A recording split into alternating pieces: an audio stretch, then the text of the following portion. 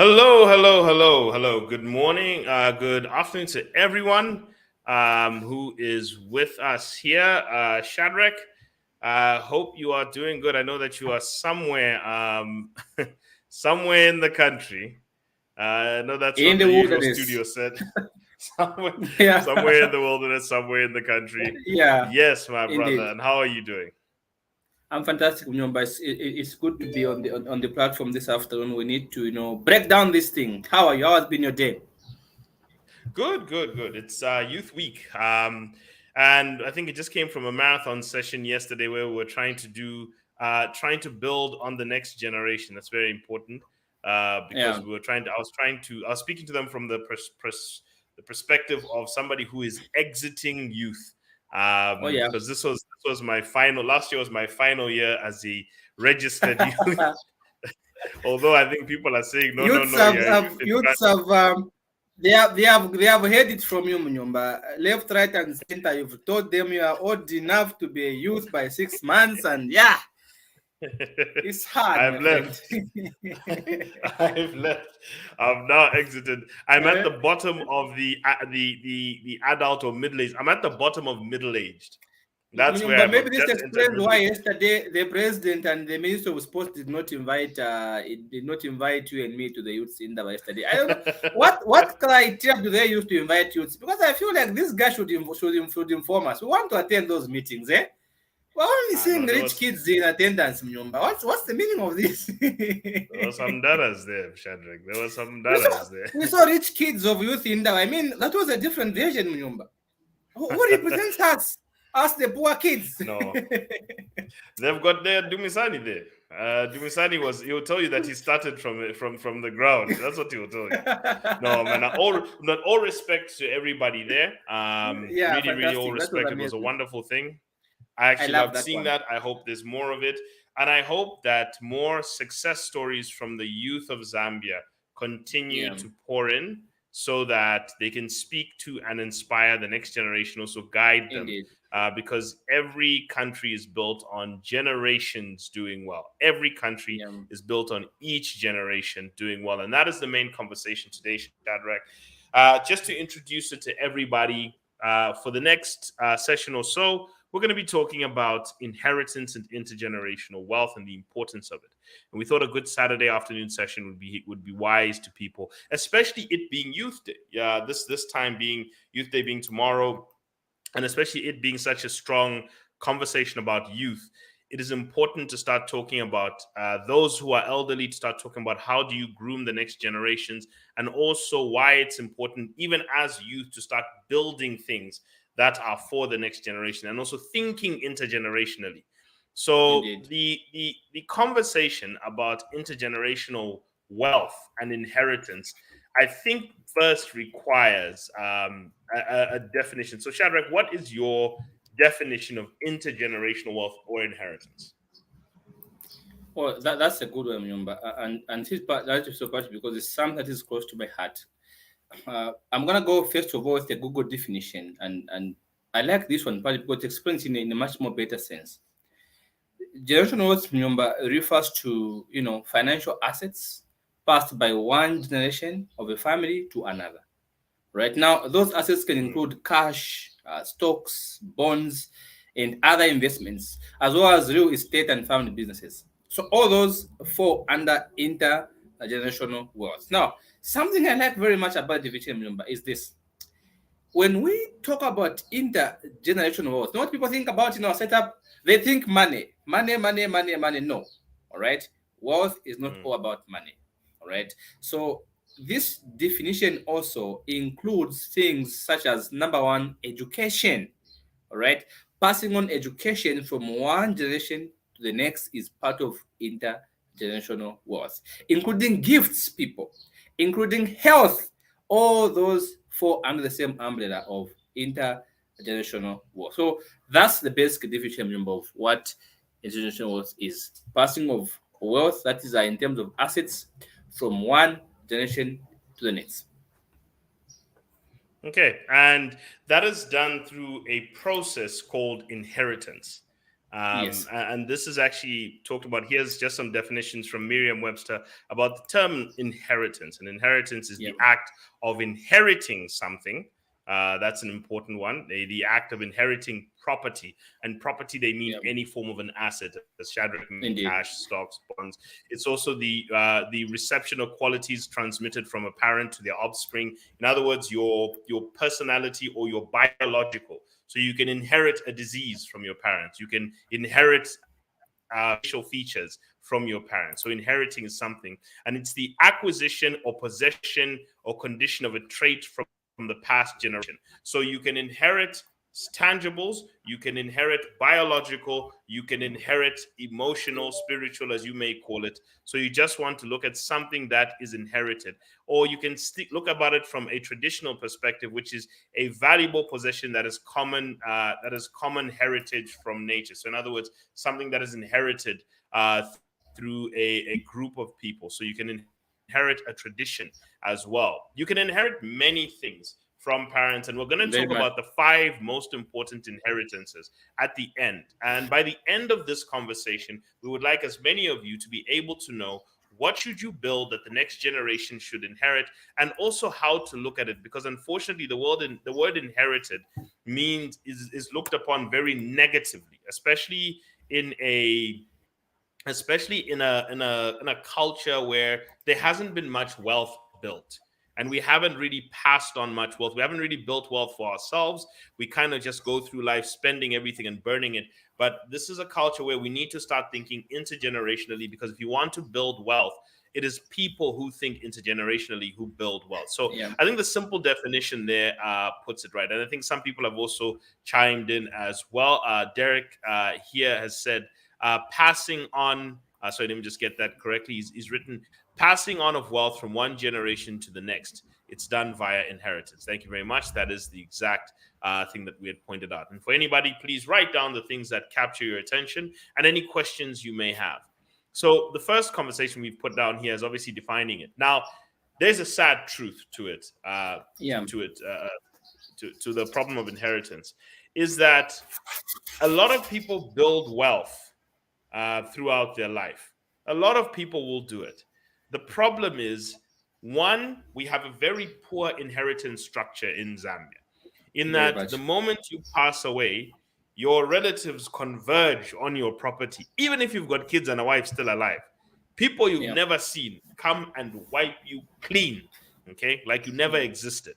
Okay, so already there are people who they've never met your children, they've never seen you, but they'll converge on you and they'll just wipe everything out, because unfortunately, customarily, we've allowed for that, because people never Mm. used to inherit, never used to have financial wealth before.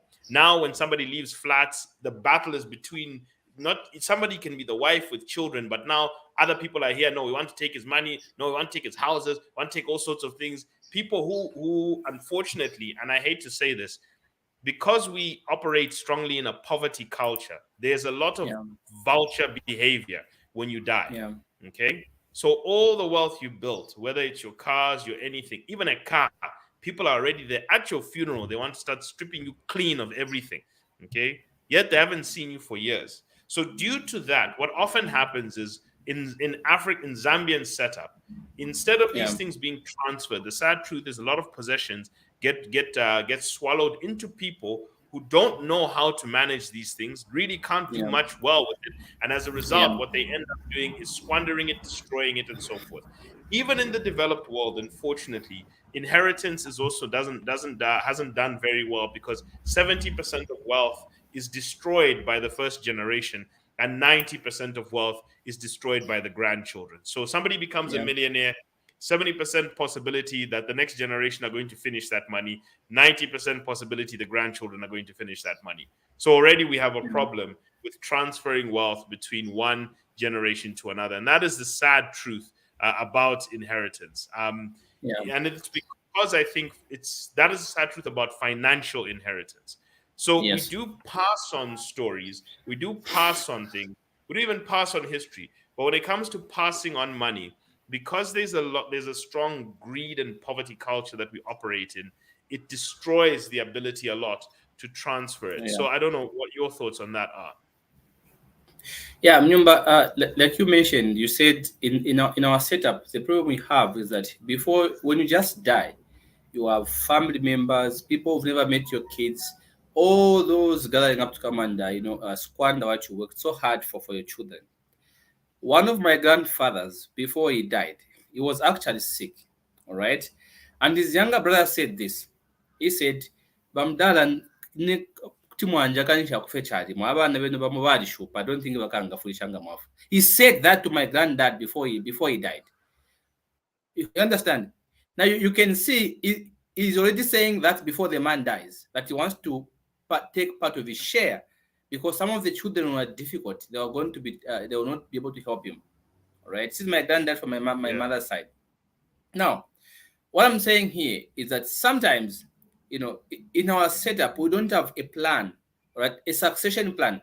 Later on, we're going to talk about success stories, and I have one very fantastic story of the Rothschild and how they managed to survive up to this day, and do keeping wealth moving for over 200 years in the same family.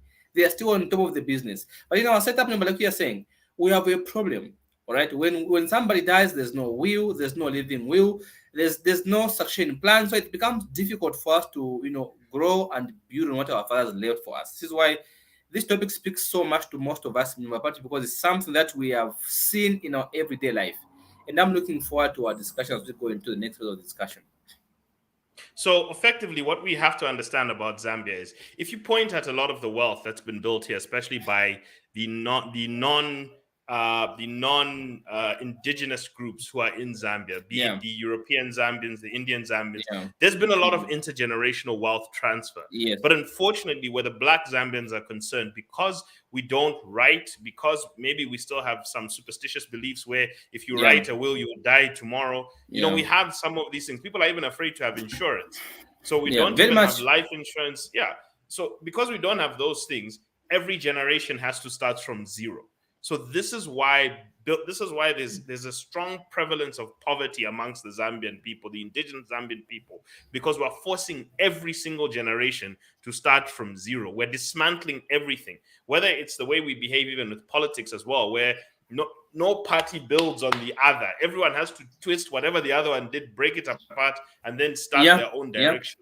We don't have intergenerational things. And the reason No I succession say, plan. Shadrach, in fact, one of the strongest reasons I think this happens in Zambia is because there's no intergenerational vision. And we'll talk about the importance of that. Because when there is, all these things start to follow afterwards. But I want to add just a quick verse where King Solomon in the Bible actually talks about the lack of wealth, where he Yeah. talks about failure to transition wealth properly and how sad it is. And I'm going to read something here which he wrote. He said, "I have come to hate my work on this earth. I must leave to others everything I have earned. And who can tell whether my successor will be wise or foolish? Yet they will Yes. control everything I have gained by my skill and hard work under the sun. How meaningless." And he goes on to say, "So I gave up in despair, questioning the value of all the hard work in my world.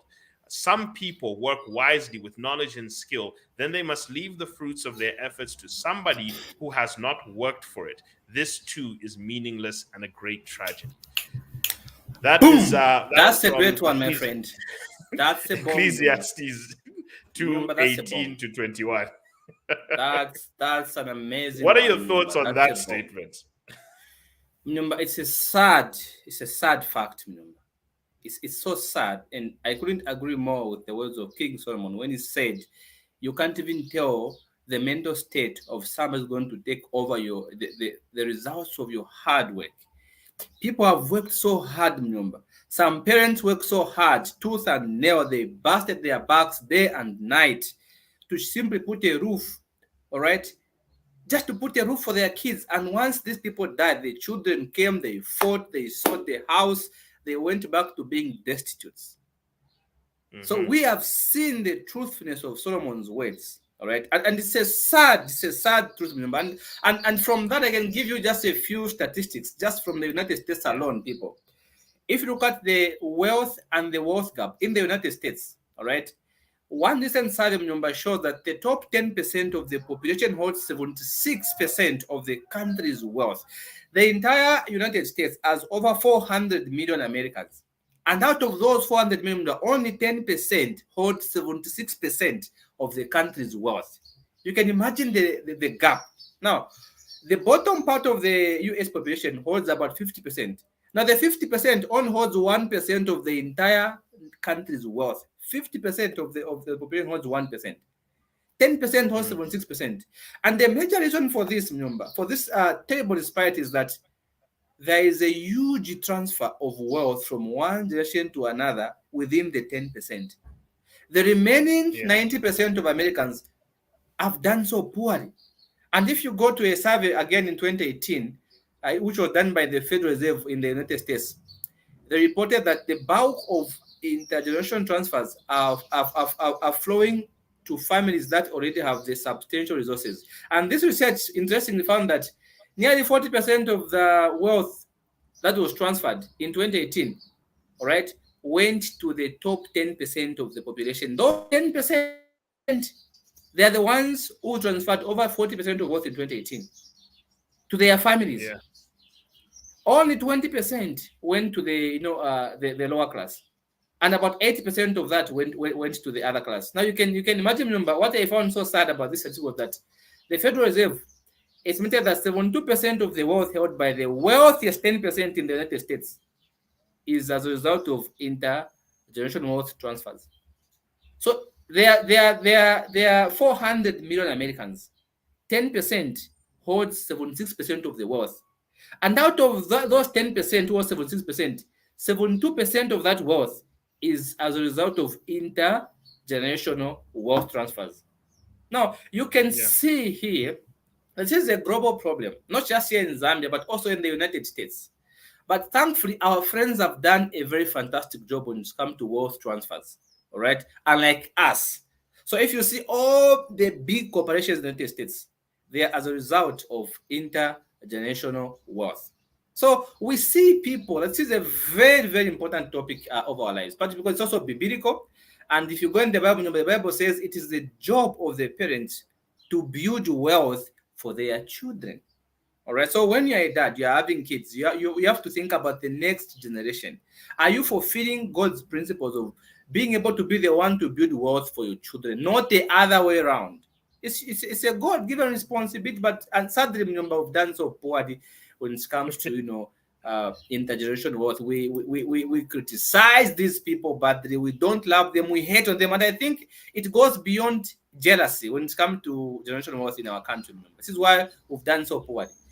If you see people how we react to those that have inherited things from their parents, it's we look at them with hate, envy. All right, it's beyond jealousy, because jealousy is a bit light as compared to envy and gross hatred. So we have to change our mindsets as a people and see how we can move. And I'm looking forward to how we're going to turn this out, partly because it's something that all of us can relate to when it comes to wealth. We have parents. Our parents died. What did they leave for us? If they left nothing for us, the question is, what are we willing to leave for our children and the next generation? So it's a question that all of us must answer to them. So they are, I think what people need to understand, first things we must understand in our country is that there are two laws that govern the transfer of wealth. There's Yeah. the Interstate Succession Act and the Wills and Administrations Estate Act. And I know these acts mainly because they're the foundations of creating trusts. Okay, if you have to create a trust where you want to transfer wealth from one group to another, it is these two acts specifically that do that. And I know this because every pension fund in Zambia is a trust. Okay, every single pension fund that you operate with is a trust, and it's based under these acts. And these were actually developed; these were pre-colonial acts, and they were adapted to make sure that they can develop that. And they've got rules that actually talk about how do you have administrators, how do you put an attorney together, duties and powers of an administrator, what powers should an administrator have, how to put properties in trust, what exceptions can come Yeah. through. These are very Yeah. important laws that very few people who build wealth seem to know. So I think the first step is when you're building any form of wealth, whether you've got property, land, or anything, the safest way to transfer wealth from one group or another is through a trust, and or formalizing it into some form of a company. But holding individual assets in your name alone is a very dangerous act for most people, and it leaves it Very susceptible much. to land grabbing or property grabbing through our customary law. Unfortunately, our customary behavior allows for this. This is why so many widows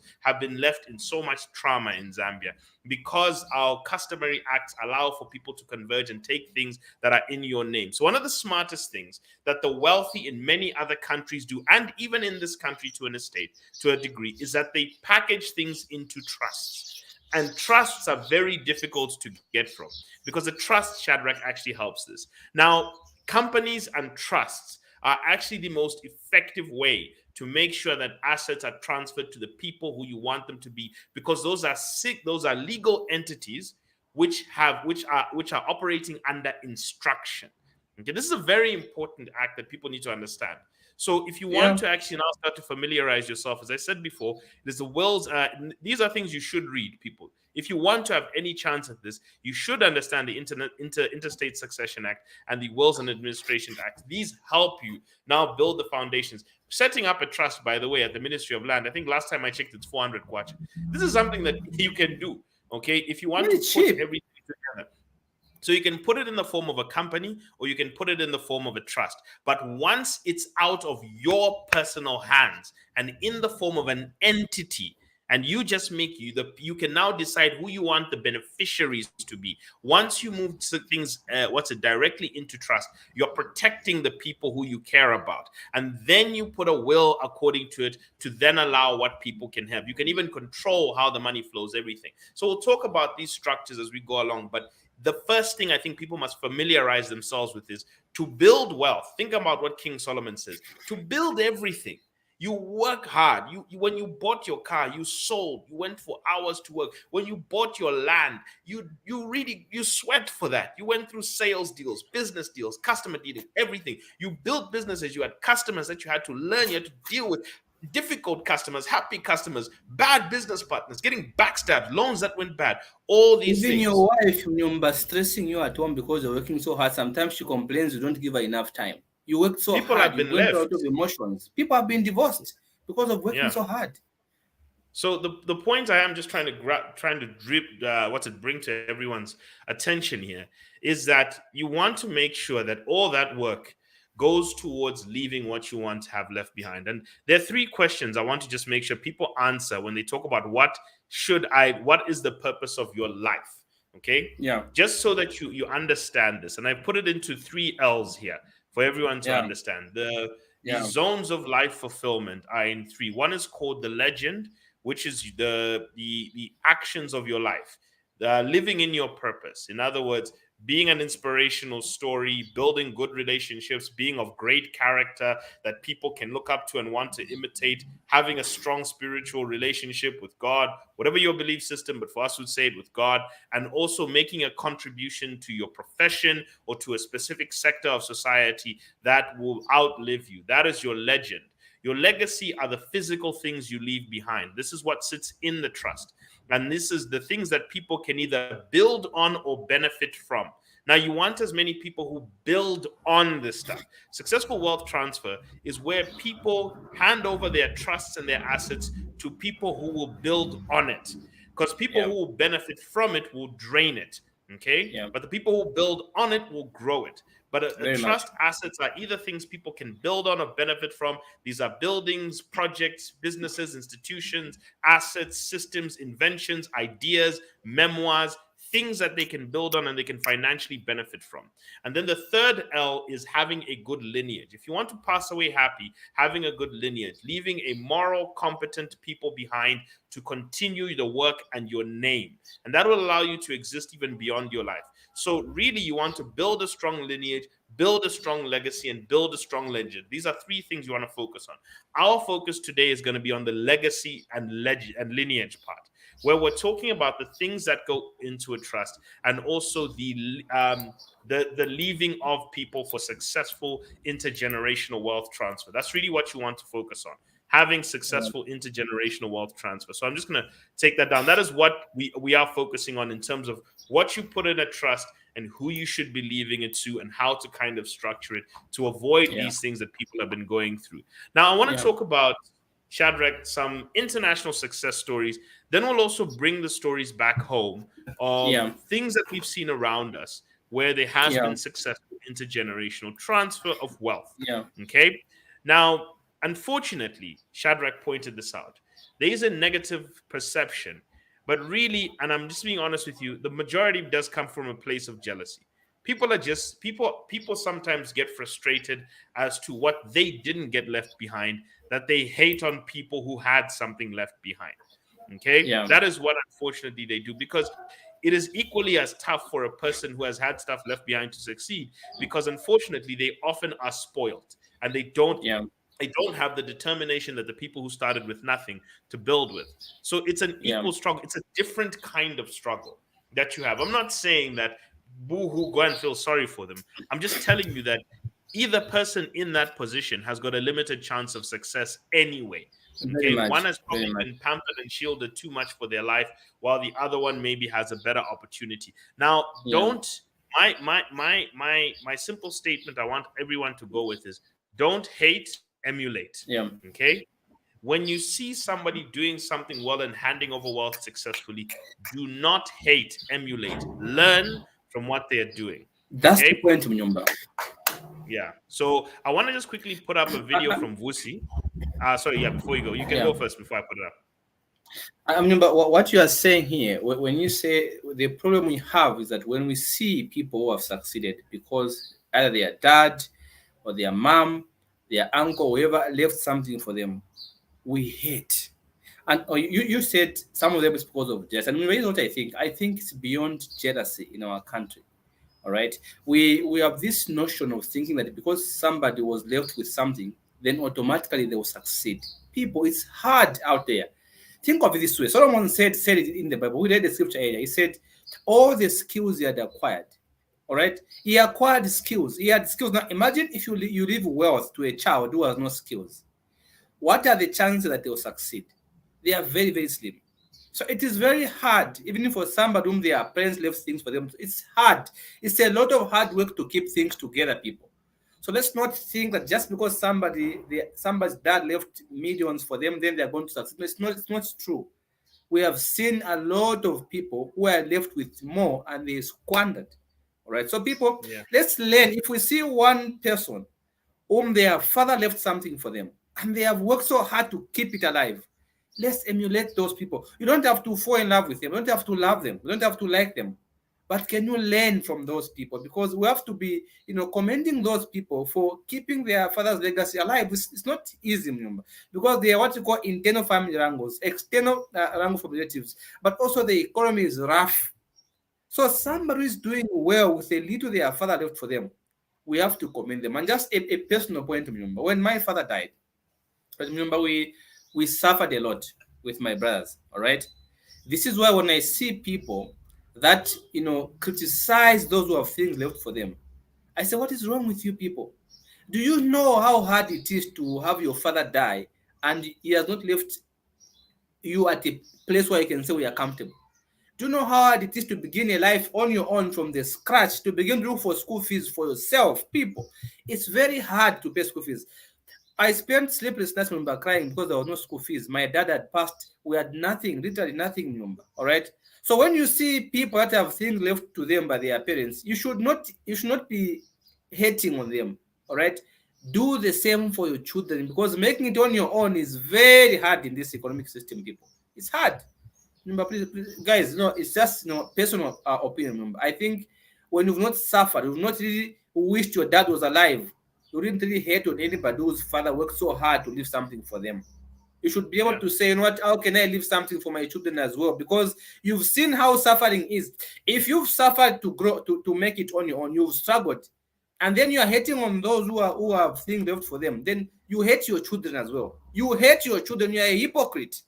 Because your own mm, kids, if you died leaving nothing, they also suffer the way you suffered. All right. It means you hate your kids, your own children, not just the other person, but your own children, because you don't have a good attitude towards leaving things for other people. All right. We wished, I wish dad left the house for us. I wish dad left some money for us. I wish, because you are struggling. You see your mother stressing day and night providing for you. You see your mother moving, doing jobs she's not supposed to do to provide for you. And then you say, well, things are hard. And then you have somebody, their father left something for them. Appreciate that dad. All right. Because it's hard to make it on your own, people. It's hard. Let's not be hypocrites. Over to you, And Mnu. sometimes just sit and learn. Let me play this video now. This is going to be a little bit out of context, Yeah. because this is Vusi Tembakwa was addressing some anger that befell him, and I think some of you have seen the video that I've posted up before. So I'm just going to play it again, and I want you to focus on the part where he's talking about going past hating and going into learning, so you can be equally capable. So Yeah. here it is. Hating your enemy, and you don't see, if you stop at hating the other party, hating your enemy, and you don't move to learning where they are capable so that you can become equally capable, nothing changes. Study civilizations, groups, societies, and communities that have suffered oppression and come out of that. Look at the Emiratis and what they have done post their colonization by the British.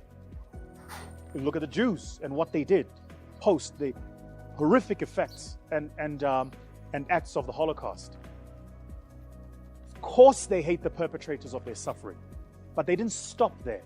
They went to, not only must we hate, we must also understand their capabilities so that we can make ourselves equally capable. The reason the masses of South Africa are not progressing is because you're stuck at hate. You're not moving towards making yourselves capable. That's the reason. And because you're stuck at hate, you're easy political fodder for the politicians. They throw a few hateful words around. They say stuff about other groups, and they sing a song that riles up your emotion about the struggle. And you're in there hating, baby. And you know what happens after you vote? Fuck all. Do you know why? Because you're stuck at hate. You're not building capability. So I wanted to put that out there because it was very important to understand the importance of learning, even from things you may not like. Look, a lot of people, a lot of anger that I've seen lashed out at people who may have things is really just a lot of people speaking their trauma. Okay. Yeah. The reality, when you break it down, is why didn't Yeah. the thing inside their heart is, why wasn't I left this? It's Yeah. why wasn't I? And the anger is not at the person who had something left to them. The anger is at the people who did not leave something to them. That is Your where the parent. anger is stemming from. Okay. But you can't be angry at the people who raised you, passed away, and maybe they did the best they can. But there is that anger that people are lashing out at. And I think Yeah. it's a tough thing to be in. You've lost somebody and they did what they could, and you really can't. But a part of you can't hold but that anger. But I think what you need to try and understand is anger will blind you. Hatred will Yeah. blind you, and trying, and unfortunately, when you're in a state of blindness like that, and I'm talking about mental blindness, you'll find yourself where you're unable to learn.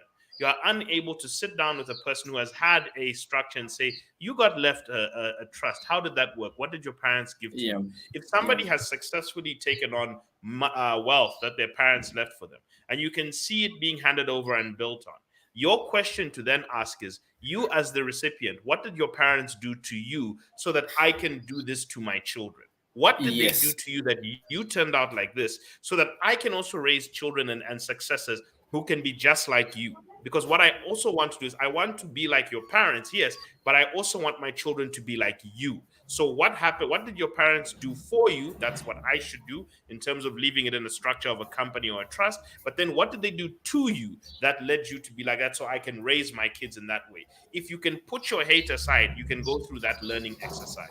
That's Yeah. what I'm trying Yeah. to get at for as many people as possible. I'll take it to you before we pass on to the next point.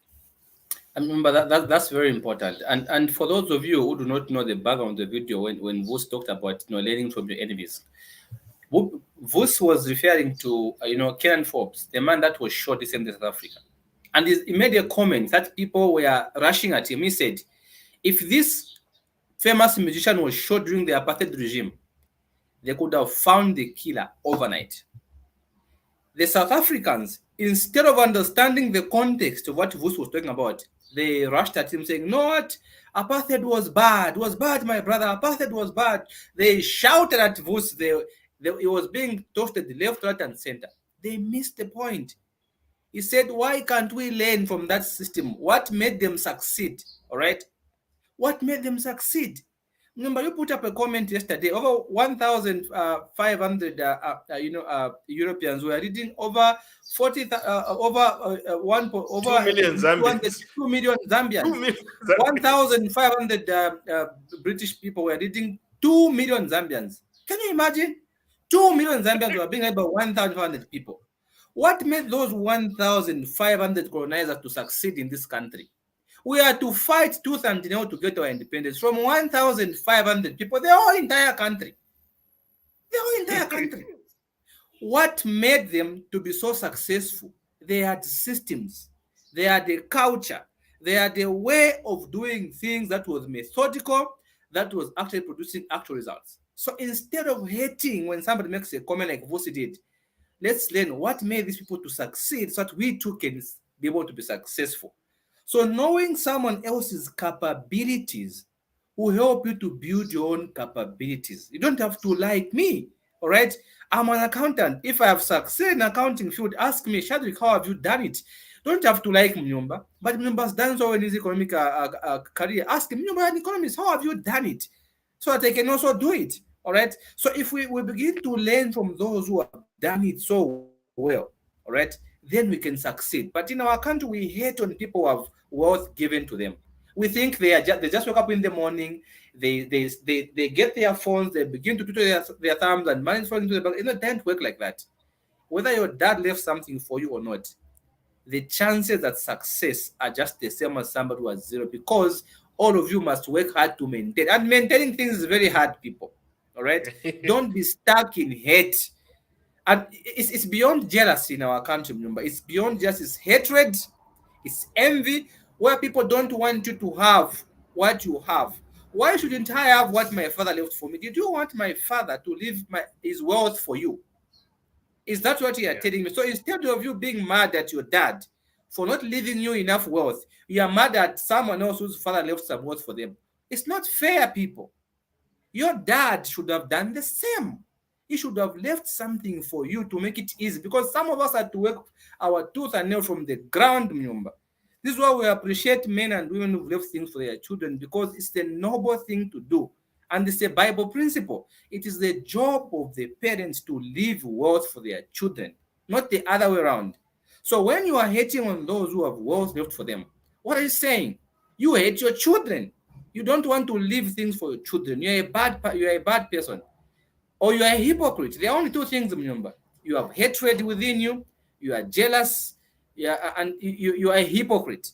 Because if I'm criticizing somebody who was things left for them, then I'm saying my children should also be criticized if I leave something for them. Have you seen? The So people, reality, let's Shadrach, is learn. that people will be people. Let me give you an example, and let's go through a few of these. Let's give you an example Yeah. of the Trump family. Okay, Yeah. and I'm going to give you three examples, and then we're going to try and bring some examples home as well. But let's give you an example of the Trump family. And Yeah. this is one I have put up, and many people have seen it, of how they built intergenerational wealth. And I'm going to start the story from the father, Frederick von Trump, Frederick Trump, the first one. Now, Frederick Trump was a German immigrant. Now, contrary to what people understand, Donald Trump's grandfather was actually born poor. Okay, he Yeah. was born a poor grape farmer in Germany. He tried to be a barber. He went and studied to be a barber. What happened when he studied to be a barber is then he found out he couldn't get the license. So he didn't want to return to grape farming. So he hopped on a boat and then sailed all the way to this new America, which was being built. In 1891, Frederick Trump arrives as an immigrant in America. He builds his wealth. He starts to find out that there's this mining boom that's happening around the America. Everyone is gold mining. Now, Frederick Trump, instead of joining them in gold mining, decides to build hospitality around the miners. He builds a series of bars. Unfortunately, some of them doubled as brothels, but he built restaurants as well. So wherever there was gold mining, he would build a restaurant. He would set up a restaurant. And then when he'd see the mining is going down, he'd quickly sell it off. He even went as far as Yukon in what's it called? In Canada. So wherever there was gold mining rushes in Seattle, Monte Cristo, and also Yukon in Canada, he set it up. Now, unfortunately, he went back to Germany, picked up a young lady named Elizabeth. He went and courted her, brought her back. They didn't.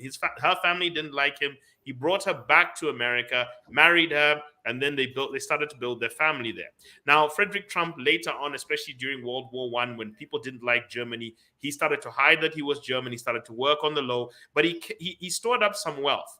He stored up some stocks. He bought some stocks on the stock market, which had recently started. He bought some bonds. He put some cash in the bank, and he bought 4 plots of land. So when he died at the age of 49 in 1918, he left behind stocks, cash savings, and property valued today at $500,000. So, and That's the a lot. beautiful thing about Frederick Trump is that he actually had a vision. He didn't want to build bars and brothels. He was just doing what was needed. But his big vision was he wanted to build luxury resorts. Okay, that's what he really Yeah. wanted. So I want you to keep that in your mind. Frederick Trump was Donald Trump's grandfather. He wanted to build luxury resorts but never got to. But he left a portion of assets in trust to his wife. His wife, Elizabeth, who was 33 years old when she died, took the cash savings, the 4 vacant lots of land that he left behind, and started developing them into houses and started to sell them, generating something called mortgage brokerage. So she would help people get mortgages to buy the houses that she built. She then incorporated the property and the company into a business called E. Trump and Sons. This is the beginning. Okay, so he left the assets, but he left it to a good wife who understood what his vision was. So then she developed the property, turned it into a company called E. Trump and Son. Now they had an oldest son named Fred Trump, who was a trained carpenter.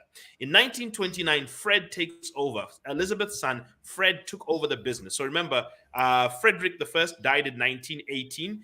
From 1918 to 1929, Elizabeth, the Yeah. wife, converts the assets into a business, and then Fred Jr., the son, takes over. Fred's son takes over the family business. He had the aspirations to diversify, but he opted to start buying bankrupt mortgage companies. Okay, so that he could see what businesses were about to actually start defaulting on property so I could buy them for nothing. From 1935 to 1964, he built thousands of single unit houses across Brooklyn, Queens, Virginia, and Pennsylvania. Fred's fourth son, Donald, in 1971, who started working in the business in 1967.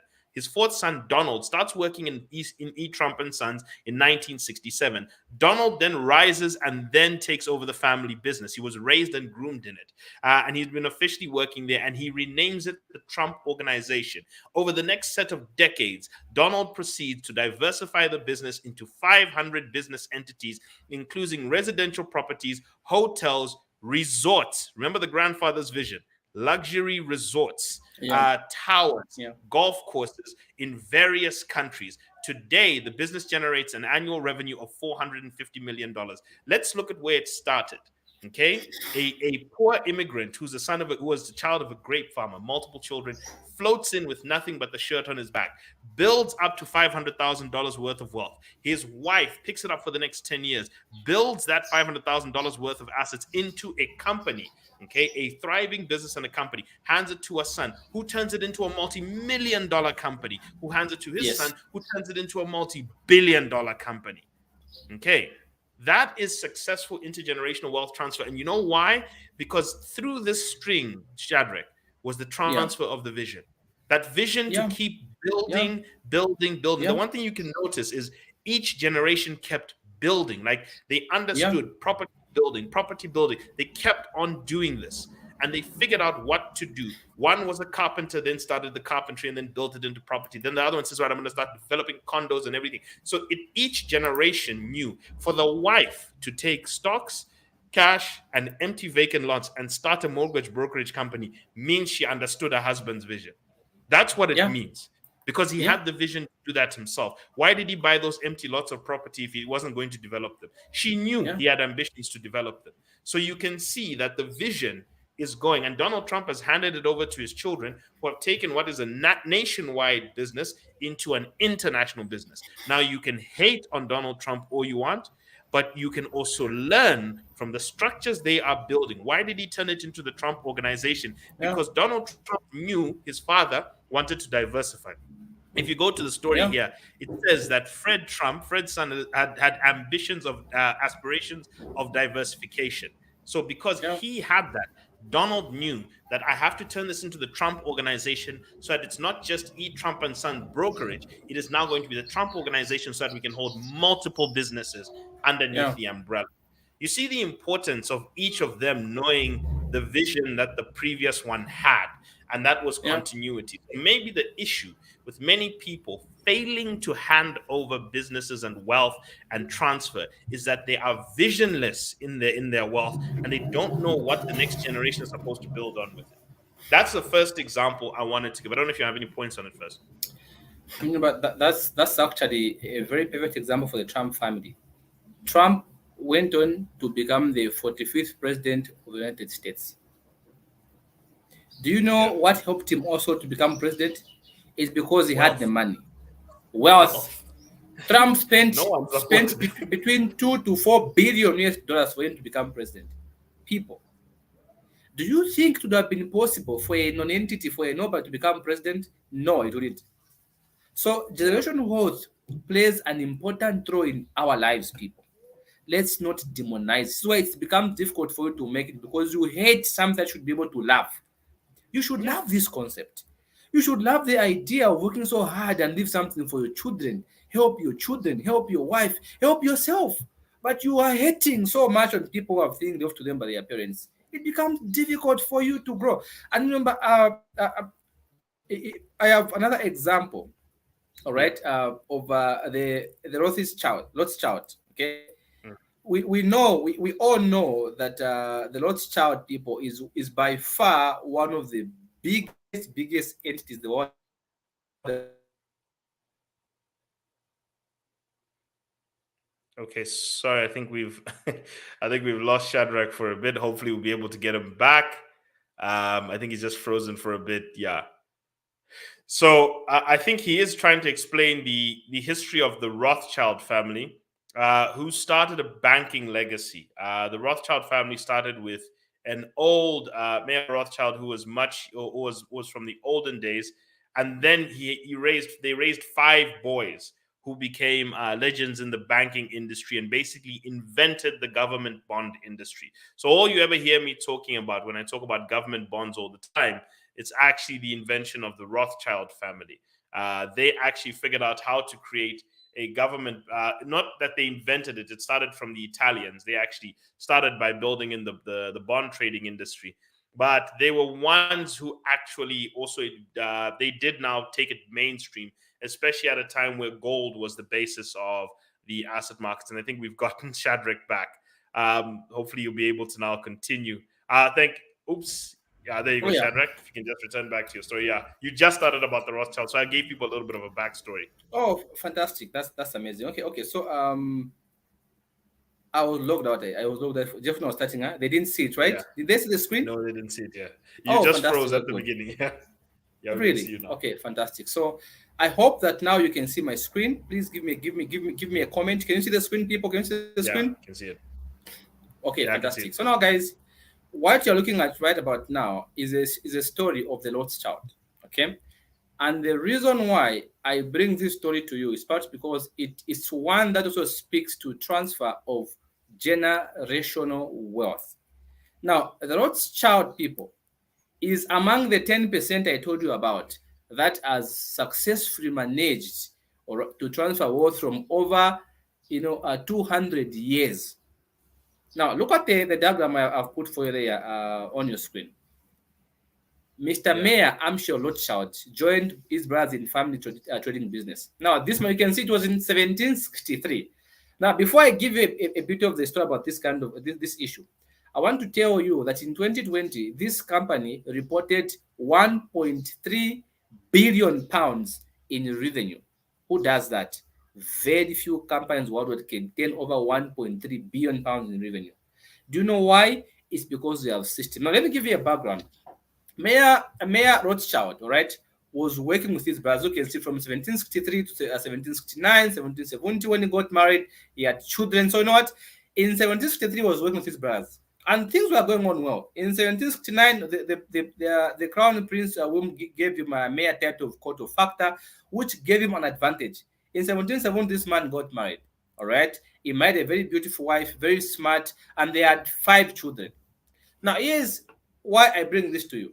This man, when he saw an opportunity, there was the Napoleon War back Yeah. then. So what does he do? He sends his business partner to go and negotiate with the government to be able to be giving loans to the soldiers. So this man single-handedly funded the whole. All right, and And then when invented he saw, bonds. and he invented bonds. So when he Yeah, the bond saw trading that there industry. was an opportunity to grow, what does it do? He sends his children into different countries. Some of them went to Vienna, Naples, the UK, France, Paris. He split all his children because what he wanted to build a business that was international.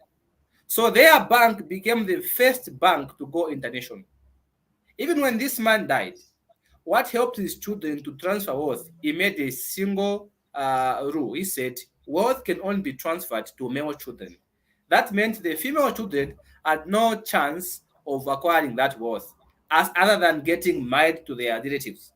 That was the bad part of this kind of issue he did. But oh, you know what he wanted? He wanted the wealth to remain in his family because he knew if he allowed his daughters to get that wealth and give it to their husband, it was going to be diminished. So to keep it in the family, says only male children would have control over his wealth. All right. Now, if you look at the years that have passed, people, over 200 years have passed, and these people are still on top of the business. They have their granddad died, their great grandfathers died, years and years, over 200 years of being millionaires. They are still standing. 2020 report of 1.3 billion pounds in revenue. Why? There's one thing I picked when I went through this story. The man, like Mjumba said, had a vision. He wanted to build an empire. You know, the finance dynasty. If you are in finance and you don't know the Rothschild, then what kind of an accountant are you? Because every accountant in this world knows this. Because these are the biggest people to build an accounting, a finance empire in the world. So he had a vision. He wanted to build something so big that was going to be recognized worldwide. This is why he had to split his children to send them into different locations. Why? He wanted them to learn the ways of other people. So by the time the children became knowledgeable, they interconnected their companies worldwide. All right. So as a parent, I was speaking these things. I say, what are you teaching your children so that when you die, they will survive? Like Lord's Child did. He taught his children how to run businesses. He left a plan for them to follow how to transfer wealth. All right. And even had to sacrifice being with his children. He sent them into different places so they could go and live there and build businesses that became international businesses. This financial dynasty you see today was as a result of this man. He had a vision. So the problem we have in our system is we have parents who have the money, but they have no vision. They have not Mhm. taught their children how to work. They have not taught their children any skills that are going to help them succeed when they die.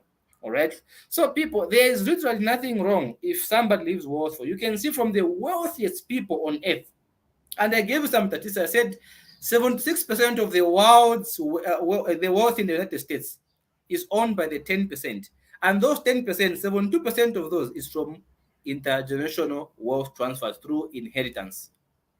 So when you're a dad today, I'm asking you, when you're a mom, you're a parent, what are you teaching your children? All right. So that if you died, they are going to have those skills, the capabilities, and the technical know-how to build on the legacy. Like the scripture we read, Solomon was wise. He said he has worked so hard to acquire skills, to acquire the knowledge, to amass all that wealth. But it was difficult to tell whether he was going to leave all that to a fool or a wise person. So he thought it was futile to work so hard and leave your hard work to a fool. So how do you prevent that? Can you begin to teach your children the technical know-how, the knowledge? And like I said earlier, generational wealth does not mean money. No. It could be knowledge. It could be tradition. It could be a culture. It could be medical expenses. It could be gifts. All right, and I'm sure as we go, if we're going to have time, I'm going to be able to break down for you the tax incentives that come with generation wars. All right, you can even save yourself huge chunks of money in taxes. So people, let's stop hating. There's literally nothing wrong in leaving things for your children. We have seen successful stories, starting from the Trump family, the Lord Child, and several other success stories internationally of our generation was. And now I'm looking forward to our local setup here to see how many people, how many Zambians can you point at and say these ones have done a fantastic job. Remember, any comments on that as we move on?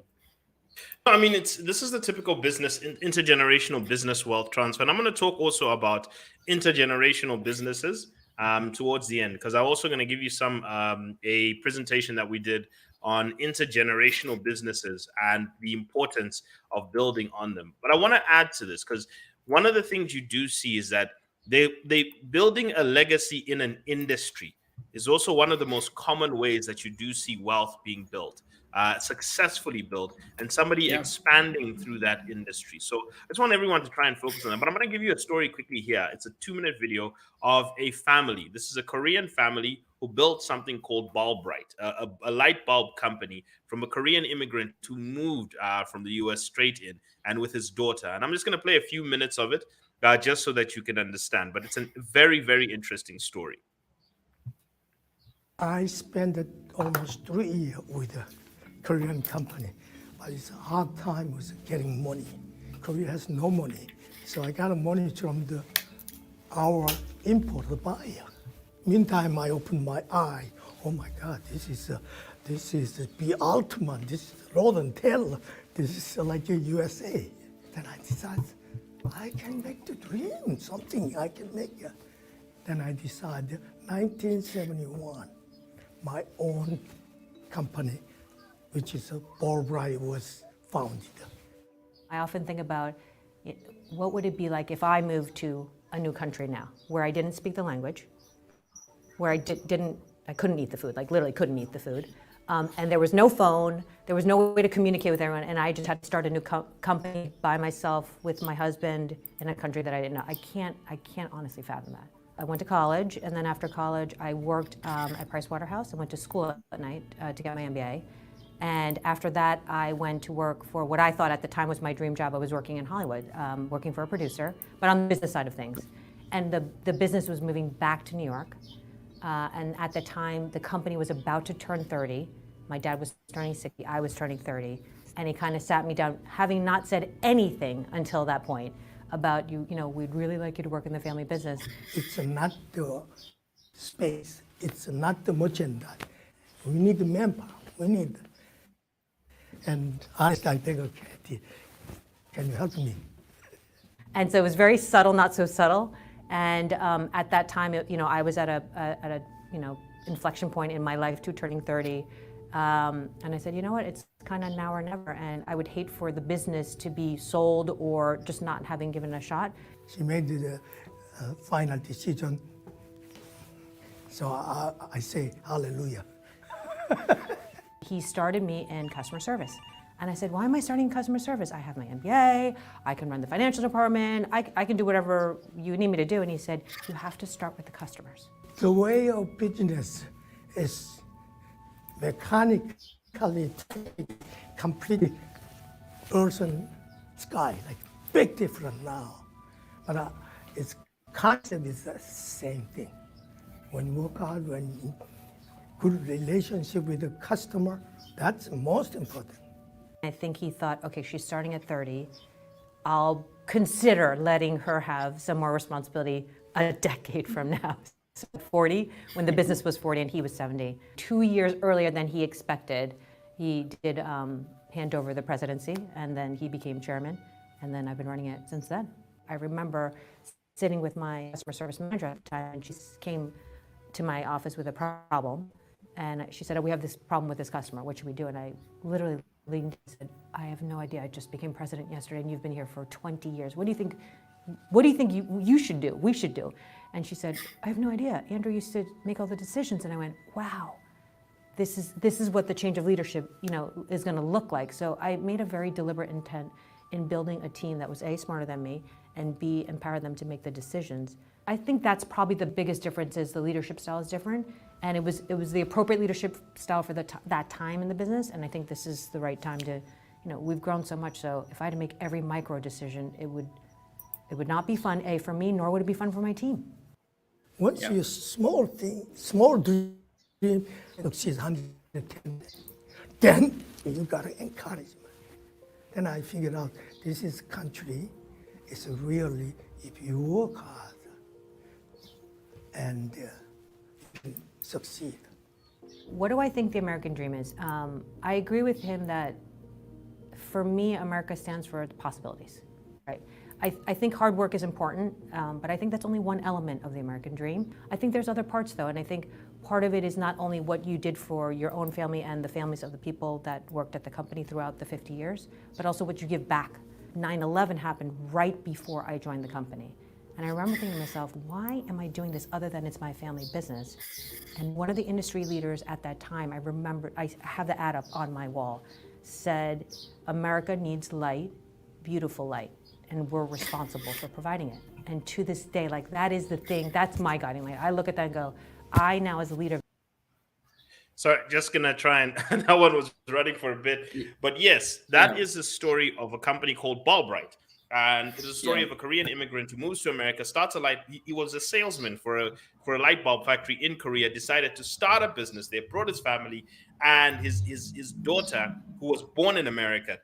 He decides after I've run this business for 30 years, I'd like my daughter to come and start working in it. But automatically, he didn't make her work at the top, because this was the thing he did. He made her start somewhere at the bottom at customer service so that she could learn the customers and build. He wanted her to understand the infrastructure and the core and the DNA of the business. That's a very important thing that you actually start to see in terms of what actually built that intergenerational wealth transfer. So we've talked about the transfer of the vision. He also now transferred the character, the soul, the culture. You notice that he transferred the culture of how they run the company. So you hear the words he was using: hard work, determination, customer centricity. Those are behaviors that he had as a man and as a father that he then transferred to his daughter, giving back to the community. Look at where she got that from. She then picked that up and built on it. And you know what he did? He handed over his business to somebody who built on. Because at the end, you heard us say, we've grown so much. And then we've also gave back during 9/11. That is the words of a person who has built on the legacy that they were given. So I just wanted people to also understand the importance of having that culture transferred, because you can transfer the vision, but the culture is also equally important, because in Yeah. one line, Yeah. you have a way that you built your wealth. You did things that Yeah. built your wealth. But Yeah. have you transferred that behavior to your children?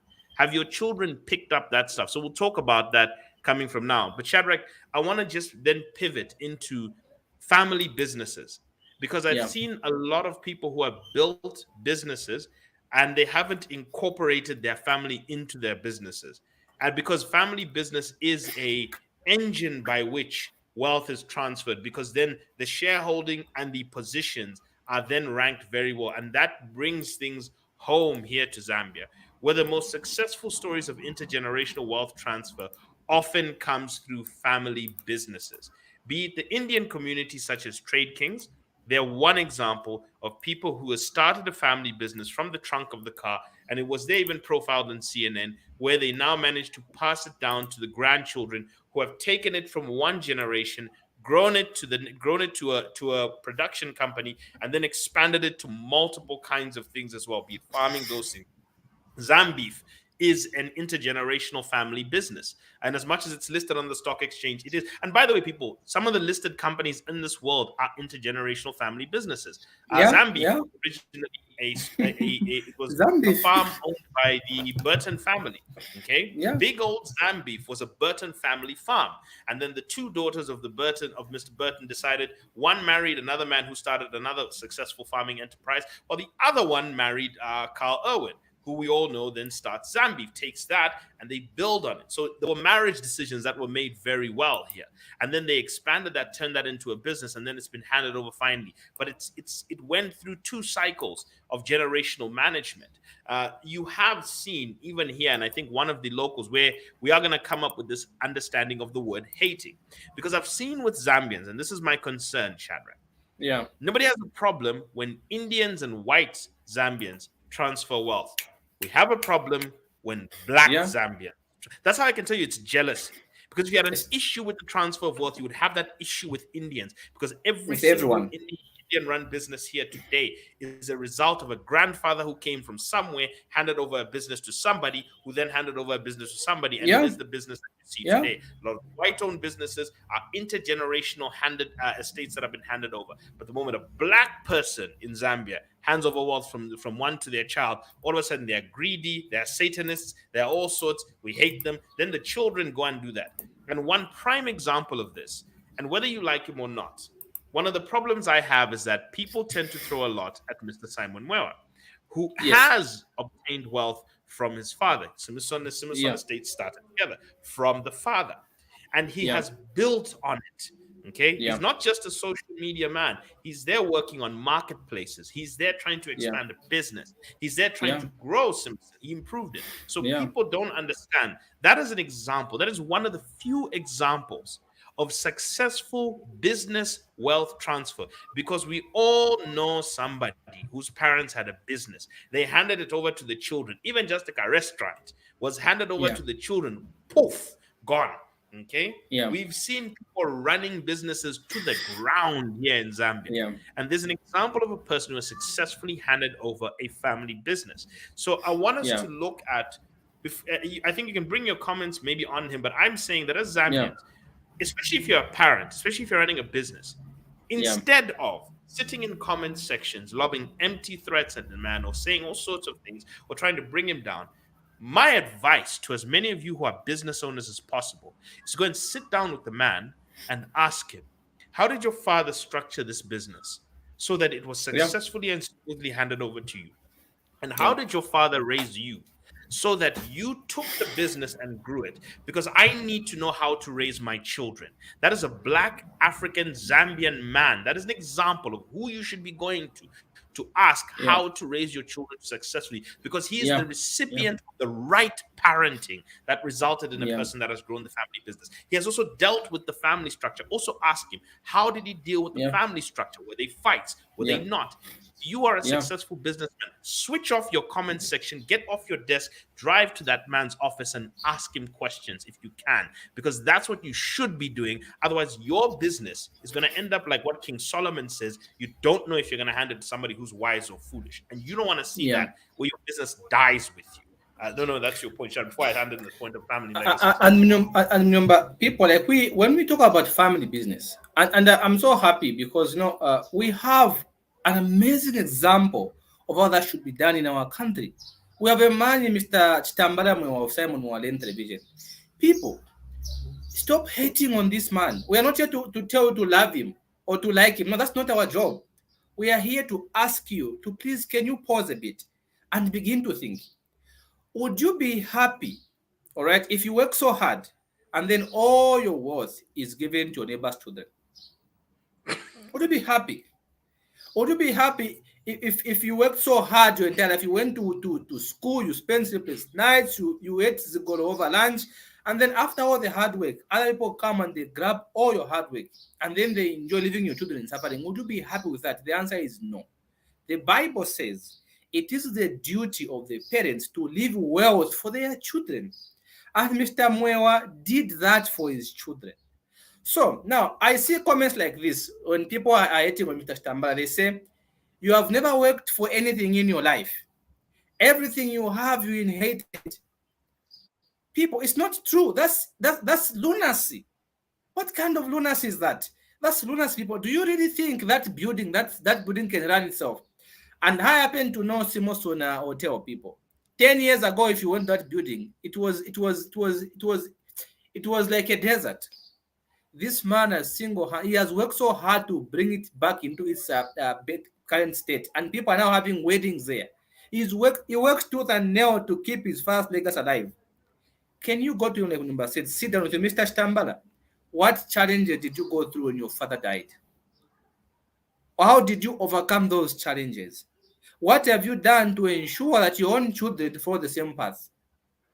Ask him these questions. Stop saying you've never worked for anything in your life. Did you want his father to leave his wealth for you? Is that what you wanted? Now, remember, it is beyond jealousy, all right? It's beyond jealousy. It's beyond envy. I think it's pure hatred. People, let's stop hatred. Most of you are stuck on hate. And you're hating on this man simply because his father was a good man who worked so hard for his family and he left something for them. Your father should have done the same, but he didn't. Now you are hating on someone else's child because his father did his part. Your dad didn't. Maybe tried his best, but it wasn't good enough for you to enjoy yourself after he died. Now you are hating on someone else's innocent child. People, when 76%, remember, is this 76% of the wealth that is passed on, that is destroyed within the first and 70, yeah. second generation?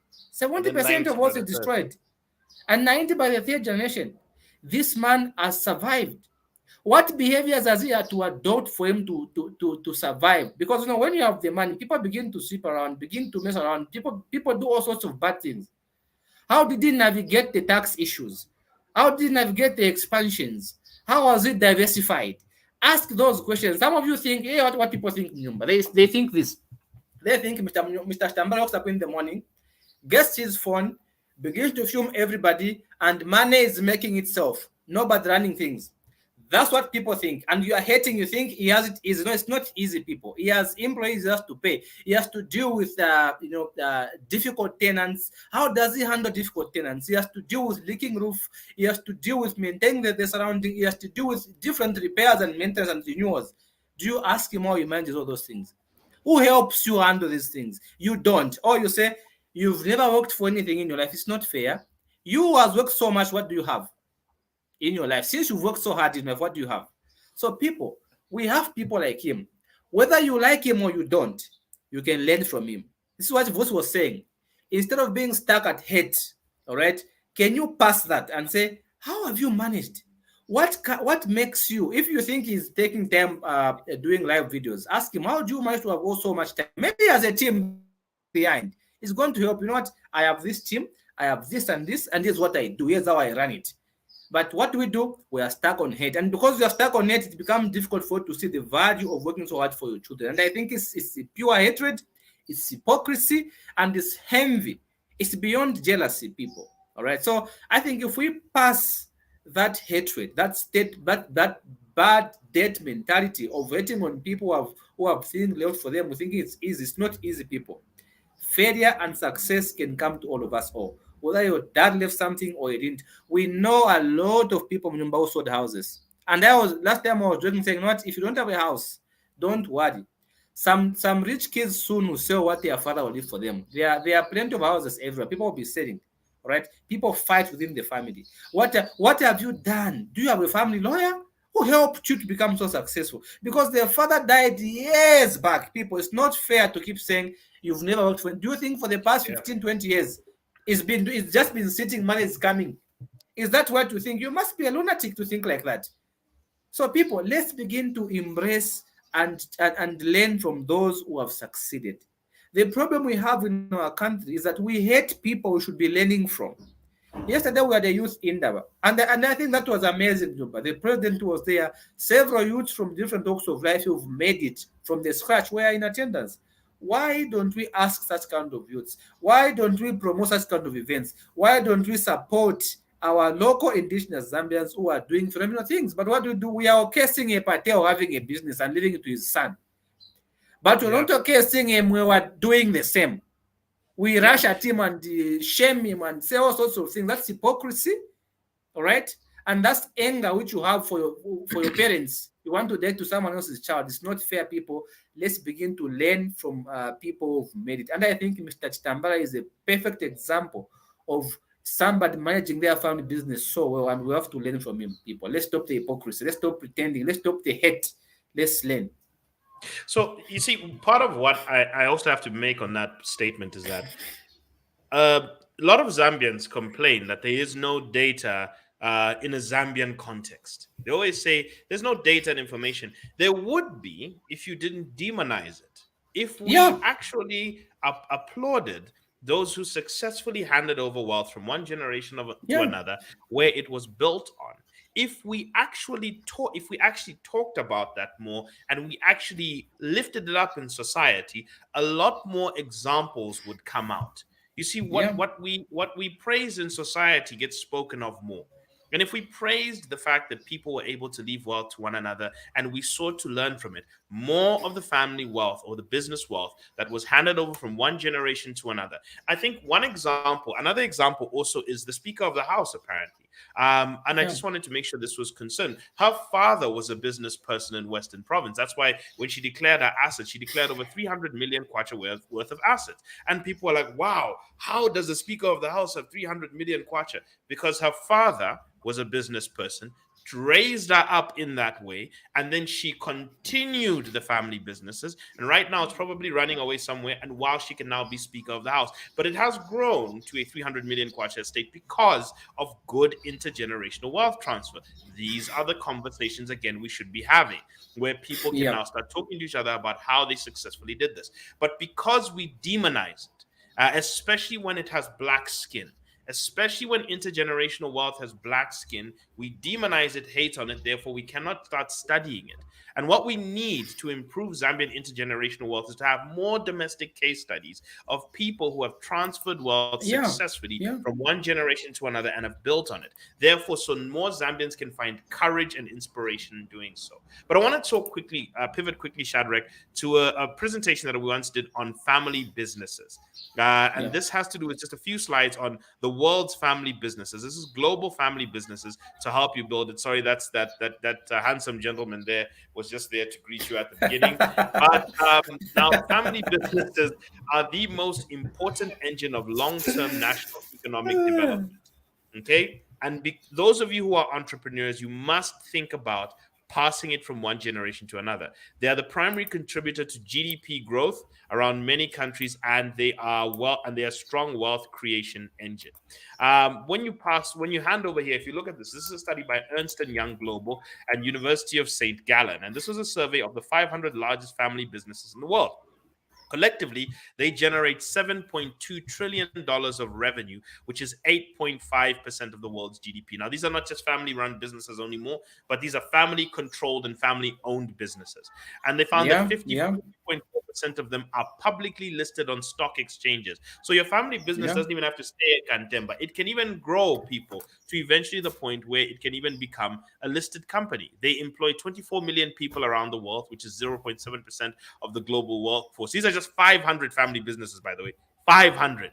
Not all of them, just 500. Yeah. 75% of companies are more than 50 years old with an average age of 60.2 years old. The composition of countries is 23% America, 15.8% Germany, France 6.7%, and 5.8%. 20% of them have got young family members below the age of 40 on the board of directors. 33% of them have got female family members on the board of directors, gender inclusion. And the top five family businesses, Walmart, Berkshire Hathaway, Exor SPA, which is oil, Schwartz Group, and Ford Motor Company. Now, later on, we started to look at some of the studies that KPMG and the Conway Center did of family businesses. They found that 70 to 90% of global private GDP is generated by family businesses. So it's Yeah. important to have these continue running. 85% of startups worldwide are started with family financing. So a family business, a member would say, Dad, I know we're running a business in shoes, but maybe can we switch to slippers and something? And they'll say, okay, let's finance that. You go start that as a separate department. They have a 6 to 8% higher return on investment in USA, EU, Chile than non-family enterprises. 35% of the current Fortune 500 companies are still family controlled. Family businesses create five other businesses and enter two new businesses with each generation. You want to talk about diversification? Yes. Trade Kings is an example. You talk about Simonson trying to expand. This is different. So every time a generation takes over a family business, five new businesses are entered into and two new industries are diversified into. So the best diversification comes when you hand over to each enterprise, and they've got higher levels of capacity utilization, meaning they're less inflationary. In terms of jobs and treating employees better, 62% of US employment comes from family business. 78% of new jobs come from family business. Even in Zambia, remember that small businesses, which a lot of them are single owned proprietors or family businesses, those end up becoming the ones that create a lot of jobs for young people. Family businesses are less likely to lay off people regardless of financial performance. They have less human resource problems. They are 9% labor turnover versus 11% labor turnover. Family owned businesses score higher on things like motivation and leadership, and family businesses promote from within at higher rates. So people get risen up within at higher rates. Other things you find in terms of management philosophy, which is what one of the places I want to really focus on. 90% of family businesses are governed by long term thinking. Okay. When you create a family business that you want your children to inherit, you start running it in a very long term fashion because you think, I want to leave it in a great state. So I'm not going to borrow too much against this business. I'm thinking about making sure the customers are well kept because I want my customers to be able to be transferred to my children. 94% of US firms were controlled by a supervisory board, in other words, family businesses. 40% of family businesses include members of the next generation on their board. 74% of US family businesses believe that they've got stronger cultures than non family owned businesses. 72% of them measure success not only as profit, but things like social contribution. Did I not just show you a Yeah. video, Shad, of a woman who Yeah. just said, we have to Yeah. do more than just make money, we have to give back? These are Yeah. examples. Family businesses are driven by a sense of connection and identity that the owners feel that this is theirs. So when your children are raised in it, they tend to take ownership of it. The tenure of family businesses is 4 to 5 times longer than non-family owned businesses in Yeah. terms of Yeah. leadership. They've got a strong innovation culture, which improves because the younger generations are now free and feel liberal to be able to come up with ideas. And family businesses are the greatest engine. I don't know if we just show this one. Family businesses are engines for intergenerational wealth and values transfer. Okay, values such as charity, philanthropy, economic independence, and volunteering. They are the best way to transfer your wealth. Here's what people don't understand: your wealth speaks volumes to who you are. What you Yeah. do with your money speaks a lot about you. So when you transfer your wealth to your children with instructions of how to manage it, you know what you end up doing, Shadrach? You also end up transferring your essence. What do you believe in will be captured in what you stored. Even the Yeah. Bible says, where your treasure is where your heart is.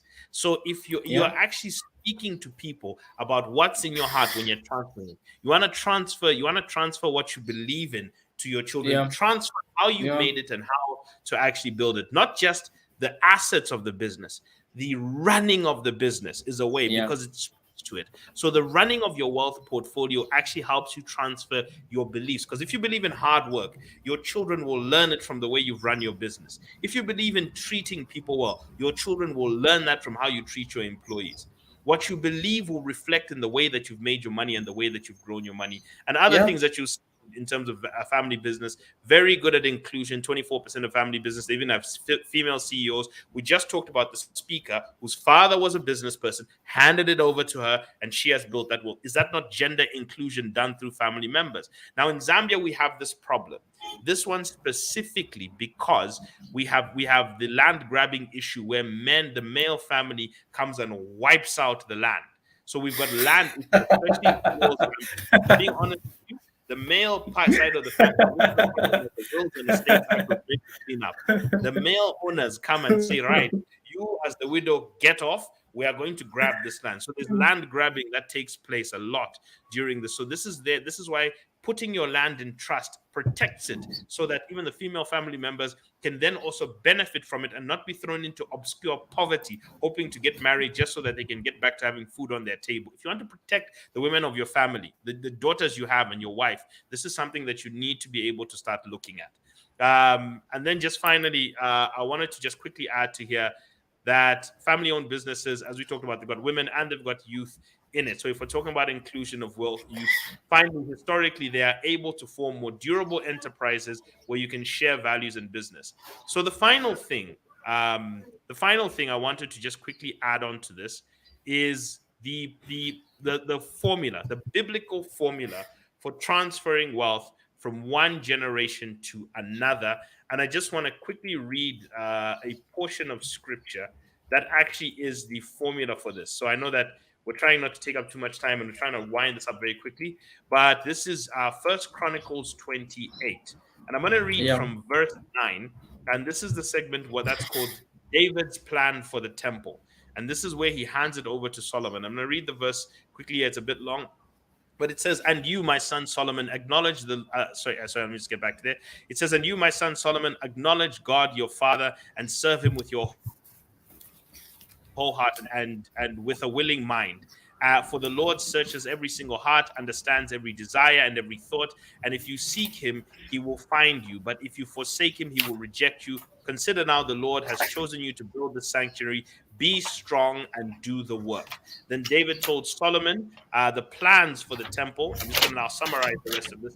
David tells Solomon the plans for the temple. He tells him how to allocate gold into the temple and silver. He tells him how he should be. There's a part where in First Chronicles 28:19 he says. David said to Solomon, "Be strong and courageous and do the work. Do not be afraid and do not be discouraged, for the Lord your God is with you." And then he goes and says, "These officials who I've left with you will also work with you." So, what is the successful formula? And please, people, when you have time, read First Chronicles 28, verse 9, all the way through. I also did this, and I'll be talking about this also on what the new generation should be focused on tomorrow on God's Economy on Money FM. But what you should be focused on whenever you're looking to transfer wealth, and I want somebody in the comment section to write this down. This is the part you write down, okay? Because this is how these intergenerations have done very well. And from a study from the Bible to what I've seen here, even Patrick Bet David went into it and studied multiple intergenerational family businesses from the Medici's in Italy all the way to now. I even studied the Louis Vuitton family, the ones who made the original family. I went and looked at what they did, and here are 5 components you want to take seriously. 1, they hand over a culture which is a belief system and a behavior. Okay, the first thing they give their children or the next generation is a way of doing things, and that is a culture. Okay, that's very important. The way you believe, the way you do. Mr. Andrew Chibuya talked about the high performance equation. I put it on my page; everyone can see it. And he I talked love about that culture. actually. It's nice. Yeah. Yeah, and it's from his 3. I urge everyone to go and watch it. Cultures like being results oriented, uncomfortable with the status quo, being competent over just being qualified, seeking responsibility before reward. Those are important things. So, what culture are you breeding? Look at that man who talked about having the culture of hard work and customer centricity, and he inculcated that into his daughter. Okay, he made sure that happened. From the Rothschilds who do it, the first thing you want to do is establish a culture. Before you start handing over cash, before you start doing anything, establish a culture. Okay, because if you don't establish a culture, you will unfortunately face destruction. The other final thing, the things I will just quickly have to point out is establish a culture, give them a cause, right? Write down, give them a cause. What should they aim at doing? What should they be building? Then you give them cash. Because if you give them a cause without a culture, or if you give them cash without a culture or a cause, they'll spend it and they'll finish it. Children finish money because they have no culture, they have no cause. So give them a cause, give them a culture, then you give them cash, and they will allocate it to the building of your cause, and they'll build on what you're thinking of. Then give them character. Okay, because they're going to need that character to successfully execute the cause with the cash in their hand. And finally, give them your connections, your social networks, the people that you know, your reputation. So it is just simply put: culture, cause, cash, character, connections. If you work out those 5, start learning to structure it into a trust. Ask people like Mr. Moyo who have actually done this correctly, and start to then build correctly. Maybe if we stop hating and start learning, we can start talking about intergenerational wealth transfer and less poverty, less people having to start from zero. I just wanted to put that out there as my concluding thoughts on this matter of inheritance and intergenerational wealth, so that we can start to talk more about intergenerational wealth instead of intergenerational poverty and always starting from zero and always having lack all the time. We need to stop this. Yeah. So and I think as I conclude, people, I want to just mention this. These are amazing points, and like remember saying, people, go and ask Mr. Stambala, how have you applied this? Because he's gone through this process. All right. Let me just let me just bring this up here. All right, it's just something that I like to just share with as many people as I possibly can. People, building walls is not a moment; it is a process. All right, we have seen culture. All right, it's a process. There are lots of things going on, like we have put it in in the comment section. So please, people, go and look at those comments. We have written those 5 steps: culture, cause, cash, character, and connections. It takes time, people. It takes discipline. There must be values parents teach their children, those who succeed. Like the Rothschild, their father taught them a lot of things for them to move forward.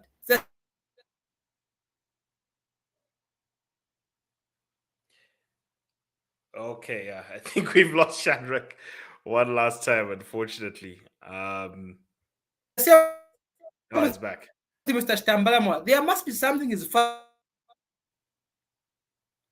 Yeah, I think he's gone again. The joys of using StreamYard. Um, yeah, so I will just quickly add to this by saying if you don't have those 5 building blocks of a good intergenerational wealth transfer, perhaps you want to start working on them. It's very important to start working on the 5 building blocks of a good intergenerational wealth transfer so that you can be able to have a successful one. Because often, what is the problem for many generations is that there is a lack of culture which is not transferred very well. Culture is not just traditional ceremonies, people. It's not just these things that we do. And I think Shadrach is finally back. Culture is not just traditional ceremonies, it is a behavior and a belief system. Thank you, Shadrach. If you can just make your concluding remarks, yeah.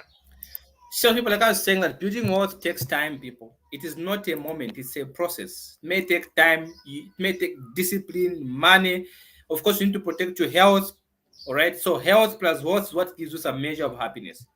Discipline is important. There must be something Mr. Stambra told his son. All right. Here, my son, do this. There must be something. It also requires money. So if you love your children the way we think every parent does, without being hypocritical, without pretense, I say to you, stop hating on those who have things left to them by their parents. Instead, learn from them. Because if you are hating on those, you can't build what you despise. That's the point. You'll be reluctant when it comes to helping your own children. Building wealth is not a moment, it's a process. It's supposed to take time, discipline, money, health, wealth, which gives you some measure of happiness. So begin to teach your children the systems like the Rothschild mayor did. He taught his children certain cultures, he gave them the cash, he gave them their systems. He taught them technical know-how. So it's okay to inherit something from your dad. There's nothing wrong. You have to be proud that you're the good man who left something for you. All right? Please, people, let's stop hating. And as we, in conclusion, I just want to say thank you so much to our audience for joining us. We are always grateful for coming through. And we have seen, if maybe we can just lead 1 or 2 comments. I've seen there are some nice comments coming through, and I've seen amazing comments. Maybe we can just make some shout out to 1 or 2 comments. Maybe I can begin with one, and then you can also pick one. I'm gonna pick. There's a comment I've seen from there's a comment. She's Yemba Kanganja Chirwa, who says we need to change the way we think. We seldom plan for 10 years, not to talk about the next 100 years. 2, we forget the legacy left by those before us, like parents or grandparents, who prioritize education, which open the door to vast opportunities, and other legacy like a good name or goodwill. 3, may want to even girl children can carry on legacy. But Rothschild. Okay, that's about the Rothschild. So, yeah, no, let me clarify here. No, but The Rothschild, we gave the example about speakers yes, recently. yes. Yeah.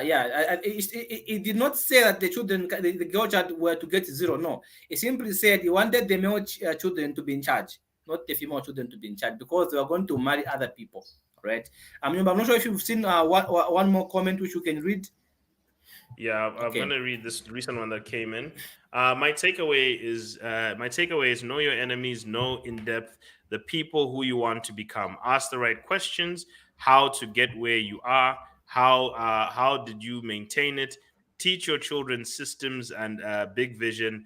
so that they teach your children teach your children systems, have a big vision that goes beyond, like the man who sent 5 children to different countries. Yes, that is Yeah. Mayer Rothschild. Just also to clarify, Mayer Rothschild operated back in the 1700s when women did not have even voting rights. Yeah. Okay, women didn't have voting rights back then, so he was Yeah. just making sure that back then it was a patriarchal society, so it's very difficult. But today, yes, people do raise up, and I will say one Bible verse quickly so that people know, before we add in Proverbs 22:6. Train up your children in the way he should go. Train up your child in the way he should go, and even when he is old, he will not depart from it. Okay, that is Yeah. very important. So, how Yeah. you raise your children speaks to also the value of intergenerational wealth transfer. And also, people, let me also say this, marriage decisions are also very important. Who you marry, if you take a look at the Trump family as well, the marriage decisions, because even Mr. Muewa, something continued with the mother so that they could hand it over to the son. Okay, something continues even in the absence of the father, that the son was able to continue the legacy. So, for it is even who you marry that's equally as important to make sure that you can transfer wealth intergenerationally. So, marriage and training up your children is a very important thing, because it also speaks, if you fail to be able to transfer, it also speaks to your parenting. And maybe that's the part that people don't want to address. Very much, Mnyumba. And you know, my other my other concluding comment is from Derek. Derek, I'm always happy to see you here. It's always good to have you here. We said we should create a conducive environment for intergenerational wealth transfer. Let our children in on the technical know-how, culture, values, etc. Make them buy into your vision. All right. We have seen Trump family, Rothschild, and Zambiv, and several other, Mr. Stambaramwe, and several other companies and family business have succeeded because they gave the vision to the children. Do you know Mr. Stambaramwe is not, you call him Mr. Sam, that's not his name, that's his father's name. It is Stambaramwe. But what has he done? He has opened a page in honor of his father to keep the family name alive. Thank that man for that. How many of you have Facebook pages? How many of us have put our fathers on our Facebook pages? We want to be known ourselves. Your children will All right. forget you the But moment he has done that to keep his father's memory alive. What have you done for your late father? So let's stop hating people. Let's learn. All right. Remember, and I think I would like to end here. People, thank you very much for coming through. And remember, I don't know which comment I'm ending with, but this is my final comment. Thank you so very much, people, for coming through. And we appreciate you, an audience of attentive listeners, insightful participation. We appreciate your comments. Please keep up the good work. We love you, and we are grateful for your support. So I'll just leave you with one piece of advice to everyone. Go and read the Inter Succession Act. Read it, download it, and read it. Read the Wills and Estate Act. Read it. Sit down with a cup of tea, a cup of coffee, understand it, because that is going to be how you are going to successfully transfer wealth from one generation to another. And read First Chronicles 28, verse 9 to 21. That is your homework today. Okay, because I always like leaving people with homework. Okay, because life only improves when you give people homework. So go and read these things, and once you've read them, formulate a strategy, look at your children, and ask about the 5 building blocks. Somebody please write this before any of you are watching. If you haven't written it, write it in the comments section. The 5 building blocks to good intergenerational wealth transfer is a culture, a cause, cash, character, and connections. I'll say it again: culture, cause, cash, character, connections. Write them down before you exit. And that is your homework to go and ask yourself, have you built these? And to start building them and inculcating them into the next generation. That is successful intergenerational wealth transfer. So with anything, I'll leave it there. Shadrach, I'll see you soon another day. My brother, it is Youth Day tomorrow. I will be talking about those 5 building blocks when handing over from a nation's generation to one about building an economy. People, before Mnyumba goes, Mnyumba is no longer a youth officially, okay? This is why he's talking about, I'm 6 months ahead of being a youth and stuff like that. People understand. It feels good to be above youth, okay?